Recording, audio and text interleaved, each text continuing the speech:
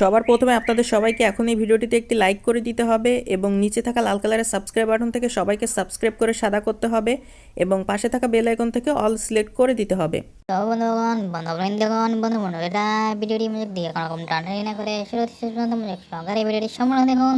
তো বন্ধুরা, আমরা আজ প্রাথমিক পর্যায়ে অর্থাৎ প্রারম্ভিক পরিস্থিতিতে যে কোনো একটি গ্রিন স্ক্রিন সুন্দর করে যে ব্যাকগ্রাউন্ড রয়েছে সেখানে সুন্দর করে আমরা সিলেক্ট করে নিই। নেওয়ার পরবর্তীতে আমরা সুন্দর করে প্লাস এখানে ক্লিক করি এবং গ্যালারির মধ্য হতে যে কোনো একটি সুন্দর এবং চমৎকার ছবিকে সুন্দর করে সিলেক্ট করে গ্রিন স্ক্রিন ব্যাকগ্রাউন্ডে যে কোনো এক পাশে আমরা বসাই।